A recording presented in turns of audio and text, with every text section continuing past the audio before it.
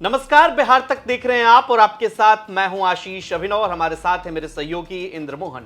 हम बिहार की उन चुनिंदा सीटों पर बात कर रहे हैं जिस सीट पर इस बार मुकाबला बेहद दिलचस्प होने वाला है, या फिर पूरे बिहार की नजर ऐसी सीटों पर है जिसके बारे में हर कोई जानना चाहता है कि वहां का परिणाम क्या होगा, क्योंकि वहां का परिणाम, ऐसी सीटों का परिणाम उस क्षेत्र के कई विधानसभा क्षेत्र को प्रभावित कर रहा है। जी हां, आज इसी कड़ी में बात करेंगे पूर्णिया लोकसभा क्षेत्र के अंतर्गत पड़ने वाले अमौर सीट को लेकर। अमौर से फिलहाल एआईएम के प्रदेश अध्यक्ष अख्तरुल इमान यहां से विधायक हैं, पार्टी के प्रदेश अध्यक्ष हैं, ओवैसी के सिपहसालार कहे जाते हैं। सीमांचल में ओवैसी की अच्छी पकड़ पिछली बार देखने को मिली थी। क्या इस सीट पर एक बार फिर से खेला होगा गठबंधन को लेकर? तो इंद्रमोहन सर, असदुद्दीन ओवैसी की पार्टी के प्रदेश अध्यक्ष कई बार गए, ढोल नगाड़े के साथ भी गए, गठबंधन पर बात बनी नहीं। अमौर में कुछ खेला होने के आसार हैं क्या अख्तरुल इमान को? देखिए, अख्तरुल इमान की अगर बात करें तो अख्तरुल इमान बिहार के उन जीते हुए विधायकों में से एक है जो सबसे ज्यादा एक्टिव रहते हैं और अपने क्षेत्र की बात करते हैं। इतना ही नहीं, विधानसभा का जो भी सत्र हो, हर सत्र में वो सवालों के साथ मौजूद रहते हैं, डरते नहीं हैं, सामने से बोलते हैं और सीमांचल की मांग को लेकर सबसे मुखर नेता कोई है तो वो अख्तरुल इमान, जो सबसे ज्यादा विधानसभा में सीमांचल के विकास की बात करते हैं। पार्टी को अगर आप पीछे रख दे तो नेता के तौर पर भी अख्तरुल इमान की बहुत अच्छी पकड़ है। अख्तरुल इमान के साथ भले ही पिछले विधानसभा चुनाव में एआईएम जुड़ गया, लेकिन उससे पहले वो आरजेडी के विधायक रहे, 3 बार विधायक रहे, वो लगातार विधायक रहे वो अमौर से, और उनकी पकड़ क्षेत्र में जबरदस्त है। किसी भी काम के लिए अगर किसी को वहां दिक्कत हो जाए उस क्षेत्र के लोगों को भी, तो सबसे पहला फोन कोई करता होगा तो मुझे लगता है वो अख्तरुल इमान को, और वो नेता ऐसे हैं कि वो एक बार में पिक करके बात भी कर लेते होंगे तमाम लोगों से। लेकिन इस बार के चुनाव में चाहती तो है एआईएम कि उनका गठबंधन आरजेडी से हो जाए, लेकिन महागठबंधन भाव दे नहीं रही। उसके पीछे की भी अपनी कहानी है, क्योंकि इनके सारे विधायक आरजेडी ने ही तोड़े। एक बच गए अख्तरुल इमान साहब, एक अख्तरुल इमान ही बचे जो चुनावी मैदान में उतरेंगे। लेकिन अगर आरजेडी इनसे गठबंधन करती है तो फिर जो जिस सीट पे एआईएम जीती और जो आरजेडी में गए, अब उनका क्या होगा? क्योंकि ये कहेंगे कि भाई तुमने धोखा दिया, धोखेबाजों से सावधान। लेकिन ऐसा होगा नहीं। तो मोटा मोटी ये तय है कि गठबंधन तो नहीं होगा, लेकिन गठबंधन नहीं होगा तो क्या अख्तरुल इमान चुनाव जीत पाएंगे? क्योंकि इस बार उनके सामने ये सीट कांग्रेस की रही है, कांग्रेस चुनाव लड़ती रही है यहाँ पर। तो अगर कांग्रेस के उम्मीदवार उतरे और सीमांचल में जिस तरीके से वोटर अधिकार यात्रा निकली, तेजस्वी यादव लगातार एक्टिव हैं, पप्पू यादव को अब कांग्रेस साथ बैठा रही है, तो दिक्कत तो अख्तरुल इमान को होने वाली। लेकिन एक सवाल यहां पर है इंद्रमोहन सर, चूंकि आपने जिक्र किया और सही जानकारी हमारे दर्शकों तक पहुंची भी कि 3 बार के विधायक भी रहे, आरजेडी से भी आए, लेकिन पिछला चुनाव अगर देखें तो जीत का जो अंतर था अख्तरुल इमान का, मैं देख रहा था डेटा, इमान साहब को करीब करीब 94,000 वोट मिले थे, जबकि जेडीयू के सभा जफर 41-42 हजार पर सिमट गए थे, और कांग्रेस के कैंडिडेट अब्दुल जलील मस्तान, उनको तो 31,000 वोट आया था। देखिए, इस पूरी सीट पर लगभग 70% आबादी मुस्लिम आबादी, तो मुस्लिम वोटर निर्णय करेगा कि वो किसके पक्ष में जाएगा। और जब मुस्लिम उम्मीदवार 3-3 होते हैं तो ये ज्यादा इस पर डिपेंड करता है कि पार्टी कौन सी है और नेता का कद कितना बड़ा है। तो चूंकि अख्तरुल इमान यहां से विधायक रहे तो उनको फायदा मिला। अब आप इसको दूसरे तरीके से देखिए, एआईएम सीमांचल में चुनाव लड़ने के लिए आती है, बिल्कुल, उन्हें चाहिए कौन होता है? अख्तरुल इमान जैसा नेता, जिसके बदौलत वो आगे बढ़ सके, जिसकी अपनी एक पकड़ हो, जिसकी वो क्षेत्र में लोग जानते हो, जिसने काम किया हुआ, उसके बाद ये पार्टी वहां पर चुनाव जीत पाती। हालांकि विधायक ही टूट गए, लेकिन बड़ी बात ये कि वहां इन्हें जब 94,000 वोट मिला तब भी इनके सामने जेडीयू थी, इनके सामने कांग्रेस पार्टी थी। अब आप सिनेरियो देखिए, इस बार क्या होगा? ये अगर चुनाव लड़ते हैं, एआईएम से ये कैंडिडेट होंगे, बिल्कुल, जेडीयू चूंकि चुनाव लड़ी और दूसरे नंबर पे रही, तो जेडीयू भी ये सीट छोड़ नहीं रही होगी, कांग्रेस भी नहीं छोड़ेगी, और चूंकि मुस्लिम बहुल सीट है तो इसलिए बीजेपी तो इस सीट को नहीं लेगी।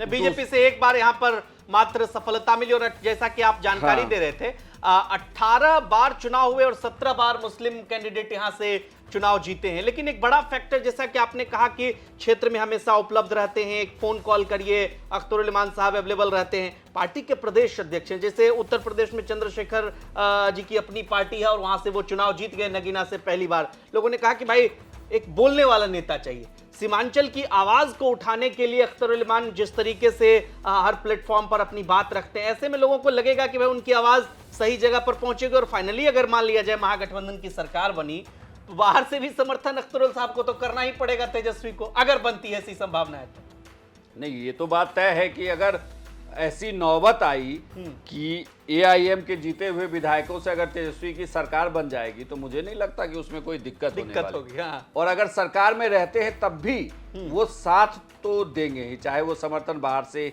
ही क्या। अगर जरूरत ही नहीं पड़ी कि उनका रहना नहीं रहना, तो मुझे लगता है कि वो आवाज इतनी बुलंद है कि वो विपक्ष में बैठेगा, फिर वो कहेगा कोई नहीं कि वो मैं बाहर ही बैठ के आपसे बात करूंगा। लेकिन कुल मिलाकर देखा जाए जिस पे हम बात कर रहे हैं, ये तो तय है कि अख्तरुल इमान चुनाव लड़ेंगे। बिल्कुल, वो तो चुनाव लड़ेंगे, और वो उनकी सीट भी नहीं, एक बार बीच में चर्चा चल रही थी कि क्या सीट बदल लेंगे, वो कहीं दूसरे सीट से चुनाव लड़ेंगे। बड़ा फैक्टर है जिस पर हमको लगता है चर्चा करनी चाहिए। हमने हालिया पप्पू यादव के बयान देखे, उन्होंने कहा कि असदुद्दीन ओवैसी को साथ लेना चाहिए। इवन बिहार तक के मंच पे भी, बैठक में भी उन्होंने इस बात का जिक्र किया। पूर्णिया के सांसद भी हैं, कोई अगर ऐसी बातचीत होती है, गुफ्तगू होती है, असदुद्दीन ओवैसी निर्दलीय सांसद है पप्पू यादव, स्वतंत्र हैं अपनी बात रखने के लिए, हालांकि कांग्रेस की बैठक में जाते हैं।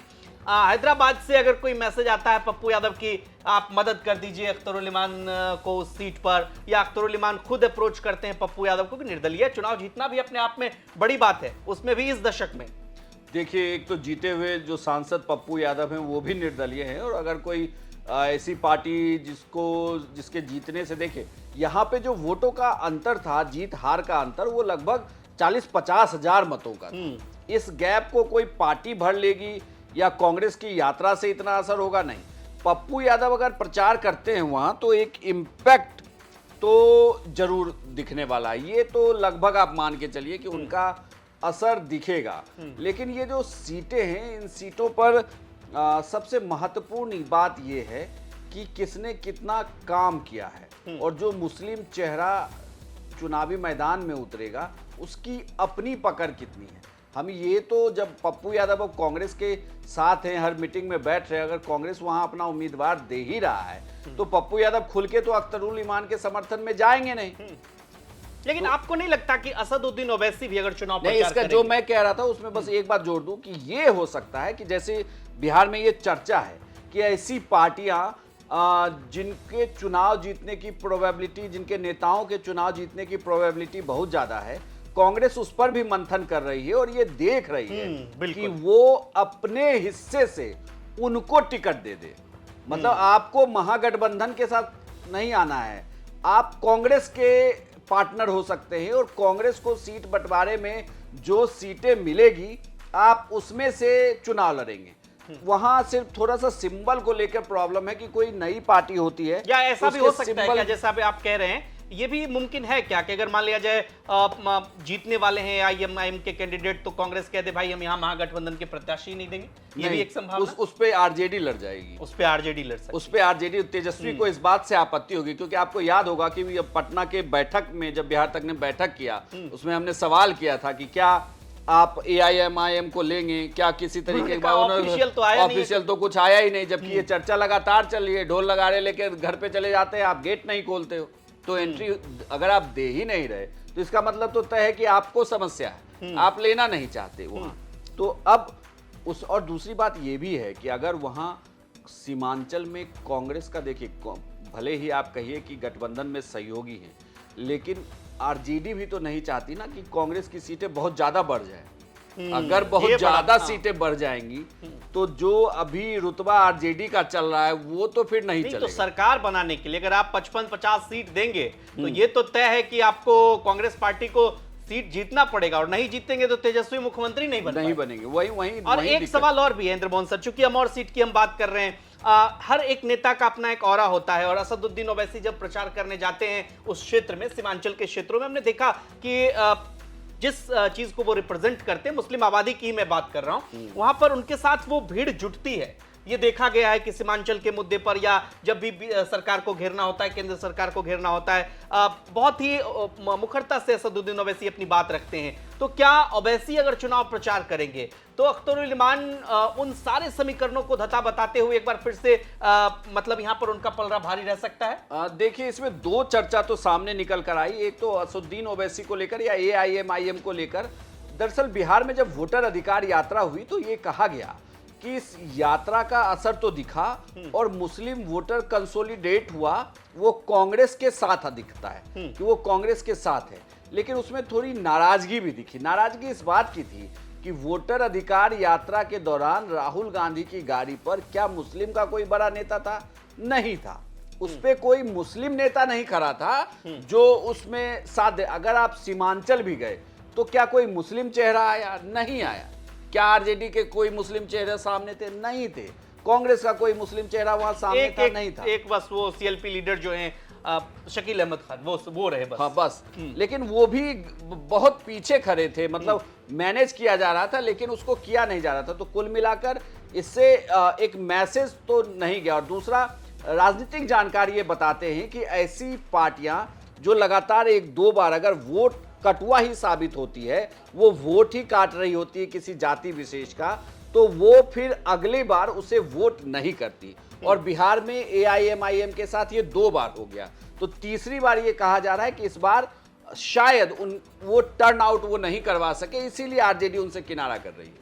चलिए, तो अमौर सीट को लेकर हमने चर्चा किया। आपकी क्या है प्रतिक्रिया? क्या एक बार फिर से यहां पर एआईएमआईएम का परचम लहराएंगे अख्तरुल इमान साहब, या फिर यहां पर जेडीयू या कांग्रेस, इनमें से कोई बाजी मारेगा? जीत का अंतर तो बहुत बड़ा था पिछली बार, इस बार समीकरण भी बदले हैं। आपकी प्रतिक्रिया क्या है? कमेंट बॉक्स में जरूर बताइए। और बिहार की तमाम खबरों के लिए आप देखते रहिए बिहार तक।